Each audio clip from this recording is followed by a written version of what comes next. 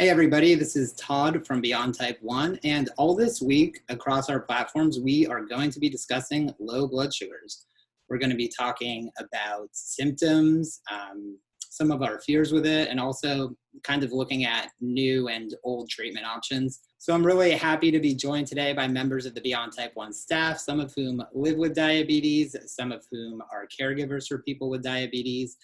And we're going to have a casual discussion in the Let's Talk Lows campaign to kind of, talk about low blood sugars. I have lived with diabetes for 20 years. I'm going to have my coworkers introduce themselves really quickly. So Sarah Jensen, can we start with you? Yep, I am Sarah Jensen. My son Henry Jensen was diagnosed at the age of 5, and he is almost 13. Hey everybody, I am Dana Howe. I am the Director of Brand Communications at Beyond Type 1, and I've had Type 1 for 18 years. I'm Lala Jackson. I've had Type 1 for 22 years. Hola, I am Mariana, and I was diagnosed back in 1984. Hey, I'm Tiara Smith, and I've been living with diabetes since 2017, so almost 3 years. Great. Well, thank you all for joining me. I was trying to do the math in my head. Mariana threw me a little bit there with the date, but I think we've got like over 120 years of diabetes experience between the 6 of us. So hopefully this will be a great conversation. I want to start off by asking people, how often would you say you get low blood sugars? I can start it off. I think I probably go low maybe once a week on average. Sometimes it's more, sometimes it's less. Sarah Jensen, how often do you think Henry gets low blood sugars? Well, Henry's low alarm just went off, so he's been low twice today and 3 times last night. So he's growing, so it's either really high or really low, and he has no low awareness, so it's fun. Not fun. It's not fun. I would say I either have like 2 a day for a week, or I'll go a whole week with none. So take that as you will. That's my most accurate answer. I swing into the 60s and 70s daily, but a low that I can really feel that makes me uncomfortable down into like 40s or so, maybe 2 or 3 times a week. I haven't had a low for almost 33, 34 days in a row, which is amazing, and my time range is better. So, but other than that, I've had too many lows in my life. I can't even remember.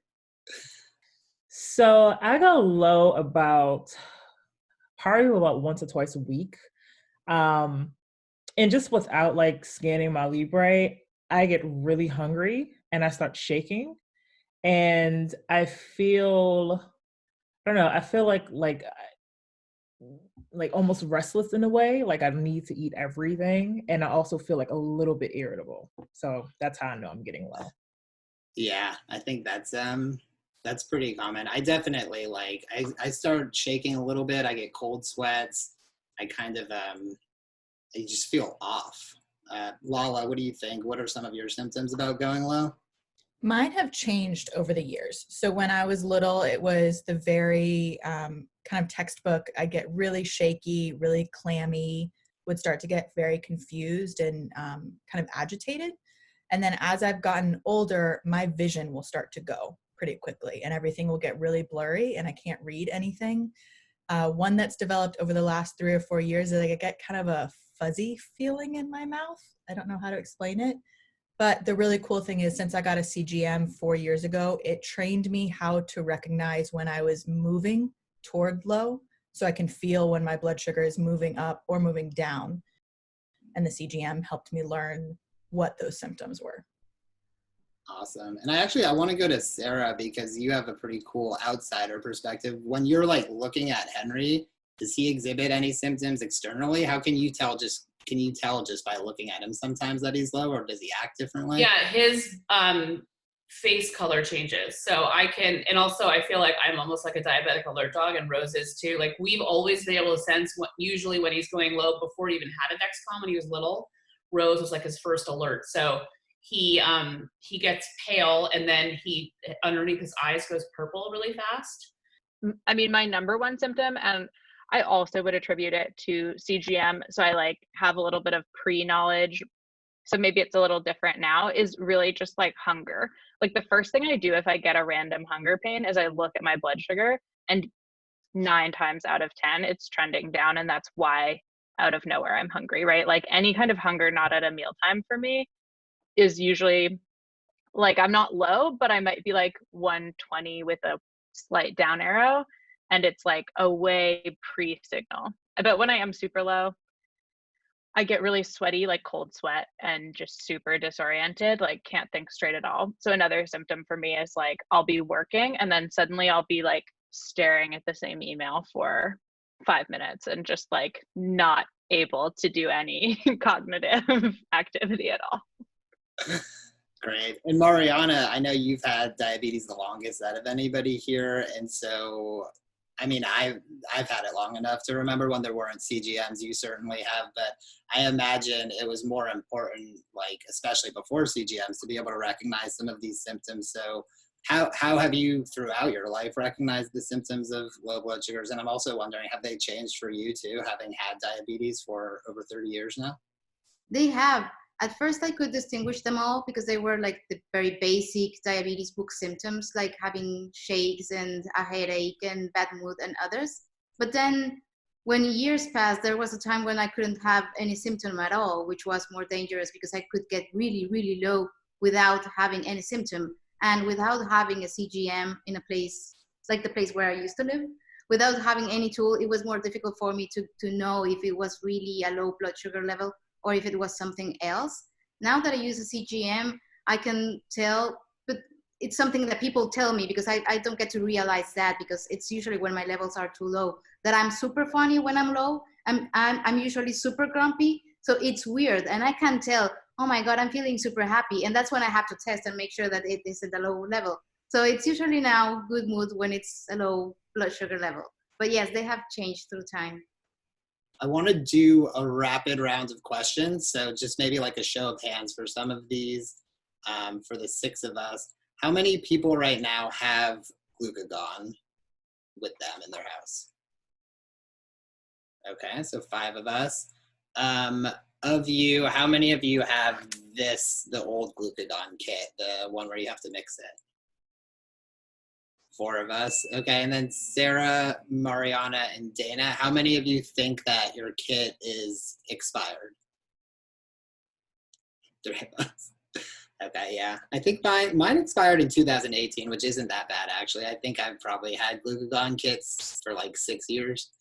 All right, great. And then how many people have nasal Glucagon, have BAQSIMI? All right, and then does anybody else here have the Xeris PFS, which is the pre-filled syringe? I have it. How many people on the call have trained someone else how to use Glucagon? 3.5, yeah, I don't think I ever actually really have. Lala, why are you saying, what's half? I put up an Instagram story about it once so that my friends know it exists and know it might be somewhere in my apartment.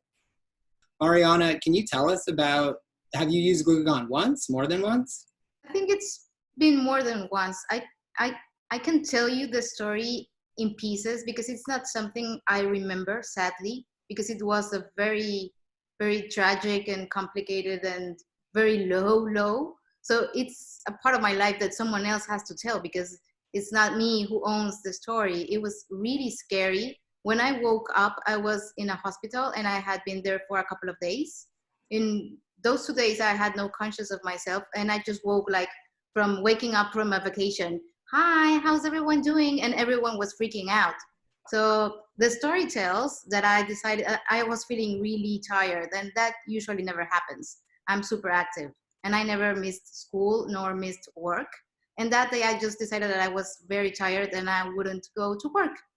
So my husband left and he thought that that was weird, me being so tired that I wouldn't go to work. That never happened. So he called a couple of times after he left and I did pick up the phone once and he said I was way too funny, which I just told that never happens either. So he decided to call again and he received no response at all. So he drove back home and just to find out that he didn't have any keys with him. So he had to break the door. It was a whole mess because my neighbors went out by the time. And when he got in, I was just there lying down.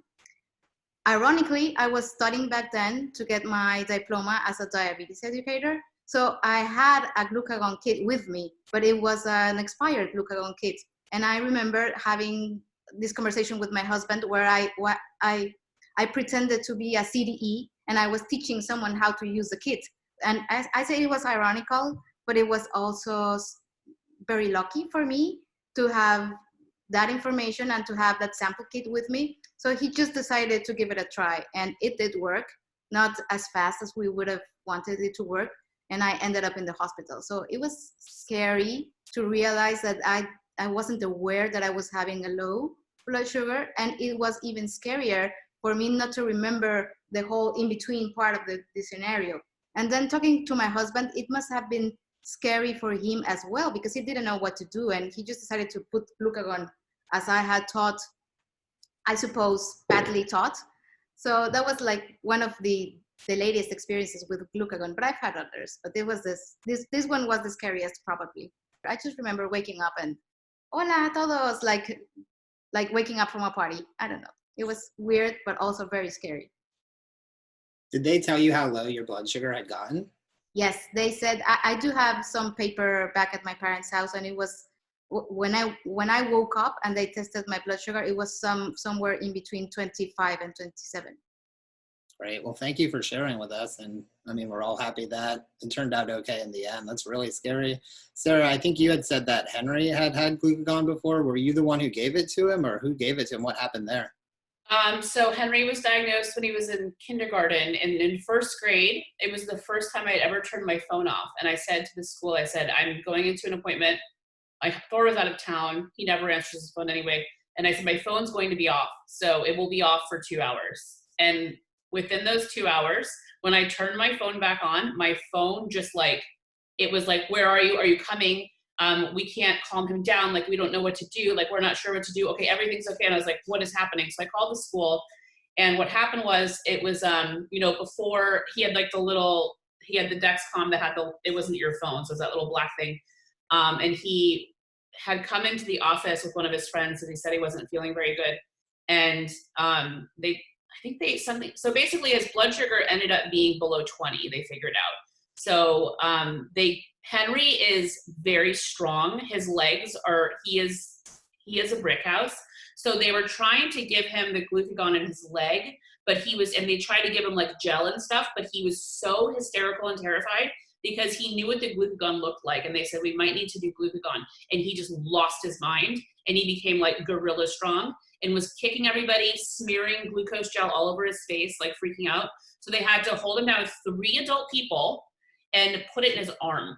So they put it in his arm with this big ass needle, and he was like, he still is not forgiven the person that gave it to him, even though that person saved his life. And he's in 6th grade now. Like, he still is like, remember when? He gets like very upset. But he was screaming so loudly, the entire elementary school could hear him from the office. And it's like not a tiny school, but it's a pretty big school, I mean, for the island, but he was screaming. Has anybody else who hasn't used glucagon maybe had a scary hypoglycemic situation? Dana, I'm looking at you. You're shaking your head. Yes. Yeah, I had this one low that is like a story I come back to where, for a variety of reasons, it was not that long ago, like 2 years ago, but I didn't have a CGM on. I was traveling. I had been at a wedding all day. I had like helped set up the wedding. So I had been on my feet kind of working and then partying for like 14 hours, maybe 16 hours. And I had a little bit to drink at the wedding, but not a ton. Like, it wasn't crazy. It wasn't related to drinking, I should say. And by the time I went to bed, I was fine and in range, didn't have a CGM on, but checked as I was going to bed. And then like a couple hours later, woke up just feeling terrible and checked, and I was like 36 and kind of freaked out, but felt like I could handle it. But then what happened was I had like a gel, I had gummies, I had a whole bottle of orange juice, and my blood sugar just didn't come above 60 for like 2 hours. And I just sat, like, it came up from 36 to, like 55, and then just sat at 55 for several hours. And I ended up like just continuing to eat and checking every 15 minutes. And I just felt sick. Like I started vomiting because my stomach was completely full of orange juice and like the leftover cheese from the cheese platter from the wedding, like not great.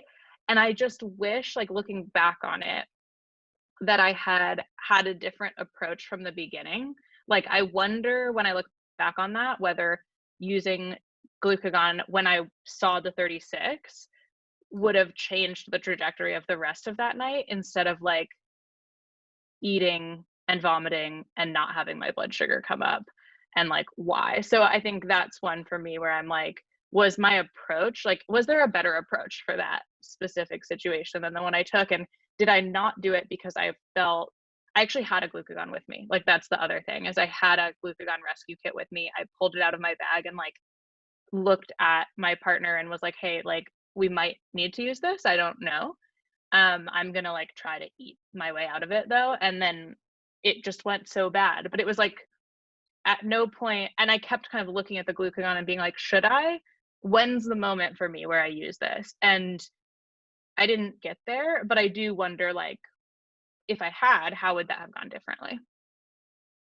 And Lala, I think you were shaking your head yes, that you've also had a pretty scary severe hypo in which you maybe could have or should have used glucagon. Do you want to tell us about that? Yeah, I've had a few over the years, especially before I had a CGM. I had probably up to 10 situations where I woke up from sleeping, luckily woke up and was in the 30s or, high 20s. And I think what's crazy, I didn't learn until a few years ago that you can give glucagon to yourself. I grew up being taught that glucagon is something you use when you've already passed out and therefore someone else has to give it to you. And it wasn't until a couple years ago that I learned that you can use it on yourself to bring yourself back up from a severe low, and severe low doesn't mean passed out. And so I just thought that the way you treated severe lows when you are at that place where you feel like you're about to die was massive amounts of juice and sugar and gummies and candy. I just didn't know it was an option to use glucagon. And so now I know that. And I've had a few severe lows since then where, same as Dana, I've kind of sat there looking of like, is it glucagon time? And in those instances, I still stuck with gummies because glucagon scared me. But now that I have a nasal glucagon, that might be different in the future if I have a severe low. Yeah, and Mariana, actually from a psychologist's perspective, I'm wondering, do you have any insight? Why do you think it is that we really don't want to use glucagon, even though like it could help us? Where does that fear of using glucagon come from? We see this very frequently with children with diabetes whose parents just do not want to know anything about either glucagon or BAQSIMI or others because they think this is something that will never happen, just as complications. You think you're immune to low hypoglycemia or severe hypoglycemia, and you think sometimes that you're also immune to complications. And the truth is, we have to talk more about these topics just to make people aware that it's something that can happen to everyone. And that's why we need to have these conversations. And that's probably why we're having this conversation, all of us right now, to make people aware and make people notice that this is a topic that we should address frequently. And it's because of fear. And you don't want to use glucagon. So probably. Yeah, that's really great insight. And I think we're just about ready to wrap up here. I do want to give everybody on the call an opportunity to, before we leave, if there's anything else that you want to say about either glucagon or severe hypoglycemia, something you wish more people knew about low blood sugar, or something that we can do maybe, if you have any ideas how we can get better information out there into the community. Well, I'm going to start with you because I notice you are shaking your head yes. So yeah. What would your final thoughts be, I guess? I think my final thoughts are what I wish people knew about low blood sugars. I think, anyone who's close to us has likely seen us go through an actual low and know what that looks like in the moment, but they probably don't necessarily understand the lasting impact of a low. And, I know nothing about the actual neuroscience of any of this, but it seems like our brains must be fighting through something incredibly traumatic, and that stays for a while, hours or days. And it takes me a long time to recover psychologically, not from a I'm scared it's going to happen again. But just from how exhausted my brain was going through that kind of trauma and how exhausted my body was going through it. And so it's not just the low in the moment, it's the lasting effect on it. And that's one of the reasons I try to prevent lows as well, because it's not just an in the moment thing. It sticks around for a while. Yeah, I think we didn't really touch on it here, but I think it's worth thinking about, of like the idea that the fear can come not just from like the low itself, but from like what it means for you in like a social dynamic or in whatever setting you're in, who you're around. And I think it can be like awkward, it can be hard to explain. Like there are layers to why low blood sugars suck that are not just like how they physically feel. It's also like Henry having to take time away from doing something he really likes. I think for me, maybe it's like, oh God, I'm like in a social situation with people who I haven't explained this to or haven't had an opportunity to explain it to. Like we can talk about having conversations with people close to you about a low blood sugar. You're never going to have an opportunity to explain it to like a room where you're trying to perform or like give a speech or to have a presentation or whatever it is. Like there are all these times in life where like you just aren't going to have an opportunity to be prepared for it, and it's still going to sideline you, and then you have to like be incredibly resilient to just like move through that. So I think that the social side too is like just worth putting out there. Yeah, I want to kind of speak to what Mariana was saying earlier about the fear of hypoglycemia. So I know I brought this up previously, but that fear in going to sleep is so strong for me. And it's like, it's not just like a once a night thing. It is like almost an every night thing where I check my blood sugar. And if it's at like that 70 range, to me, that's too low for me. Because one of my fears of living with diabetes is going to sleep and not waking back up. And as someone who lives alone and my family is 3,500 miles away, I always wonder like, how long would it take for someone to notice that something happened to me? For me personally, like I take lots of walks around the neighborhood, and if something happens to me, I know like one of my neighbors will call for help. But it's always that moment where I'm in the home, I'm in my apartment, I'm going to bed, or if I'm just like kind of hanging around, and if I have an emergency, who's going to come help me then? To me, that is a very real fear that I live with every single day. And I think that's also like probably another reason why I don't have like Glucagon or BAQSIMI, because at some point I'm like, well, if I have an emergency, who's going to be around to use it on me? None of my neighbors know I have diabetes. My mom is 3 hours ahead, so she's not going to call and know automatically that something is wrong. Who can I call? My closest friends are like 40 miles north in Oakland. So those are moments where I do truly feel alone with diabetes, specifically with hypoglycemia. Yes, I think we should keep these conversations going because there's more about hypoglycemia that we couldn't discuss, as for example, the psychological and emotional side of hypoglycemia, not just having fear of lows and fear of sleeping, but also fears and shame and other feelings that we should discuss, like how to handle hypoglycemia in your loved ones. What advice could we give, not only as people living with diabetes, but also as people working in a diabetes online community? The advice that we could give others, like do not yell to someone who has hypoglycemia. Do not feel offended, because sometimes we'll do crazy things. Do not try to confuse, or I don't know. There's a lot of things that we need to discuss also, and besides clinical aspects, that we should keep talking about hypoglycemia. I agree 100%. And yeah, this is just the start of a much bigger conversation we're going to have this week, and just all the time going forwards. I mean, we should all, I think, be more open about talking about low blood sugars and talking about all aspects of our diabetes. It's something that I've really been working on a lot lately. So thank you all for joining me on this call today. And yeah, I thought this was really great. Let's all stay in range if possible, but if not, we'll be good. All right, team. I'll talk to you guys soon. Thanks. Bye. Bye. Bye.